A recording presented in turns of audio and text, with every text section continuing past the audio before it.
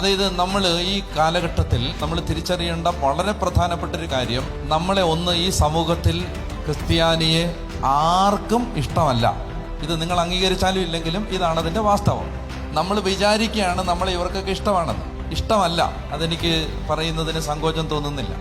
അതായത് നമ്മുടെ കോളേജിൽ കുട്ടികൾ പഠിക്കാൻ വരുന്നത് കൊണ്ട് അവർ നമ്മളോട് ചിരിക്കുന്നതേ ഉള്ളൂ. ഇനി നമ്മുടെ ആശുപത്രിയിൽ ചികിത്സിക്കാൻ വരുന്നത് കൊണ്ട് അവർ നമ്മളോട് ചിരിക്കുന്നതേ ഉള്ളൂ. നമ്മുടെ ഏതെങ്കിലും സേവനങ്ങൾ അവർ സ്വീകരിക്കുന്നത് കൊണ്ട് ആ സന്ദർഭത്തിൽ അവർ നമ്മളോട് ചിരിച്ച് കാണിക്കുന്നതേ ഉള്ളൂ. അവർ മോശപ്പെട്ട മനുഷ്യരെന്നല്ല ഞാൻ പറയുന്നത്.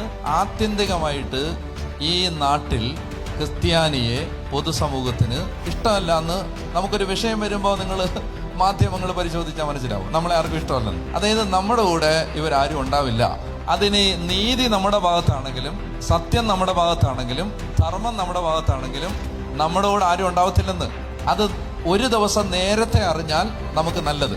നമ്മൾ വിചാരിക്കരുത് ഇപ്പോൾ നമ്മൾ വിളിക്കുമ്പോൾ ആ രാഷ്ട്രീയക്കാരൻ ഫോൺ എടുക്കുന്നുണ്ട്, ഇപ്പൊ നമ്മൾ വിചാരിക്കുമ്പോൾ നമുക്ക് ആ ഡിപ്പാർട്ട്മെന്റ് പിടിയുണ്ട്, ഇപ്പൊ നമ്മൾ വിചാരിക്കുമ്പോൾ നമ്മുടെ കോളേജിലാണ് ചില പ്രധാനപ്പെട്ട സമൂഹത്തിലെ ആളുകൾ പഠിക്കുന്നത്, അതുകൊണ്ട് നമുക്കൊരാപത്ത് വന്നാൽ ഇവർ സഹായിക്കുമെന്ന് നിങ്ങൾ വിചാരിക്കരുത്. ഞാൻ നിങ്ങളോട് മുൻകൂട്ടി പറഞ്ഞിരിക്കുന്നു, സഹായിക്കില്ല. അത് ഇനിയും മനസ്സിലാക്കാൻ വൈകരുത്. ഇപ്പൊ ഇതിനോടകം തന്നെ നമ്മളത് തിരിച്ചറിയേണ്ട സമയം കഴിഞ്ഞു. നമുക്ക് ആത്യന്തികമായിട്ട് ഈ പൊതുസമൂഹത്തിലോ അല്ലെങ്കിൽ ഈ രാജ്യത്തോ, ഇനി എന്തിനു പറയുന്നു, രാഷ്ട്രീയത്തിലോ ഒന്നും നമുക്ക് വേണ്ടി സംസാരിക്കാനൊന്നും ആരുമില്ല.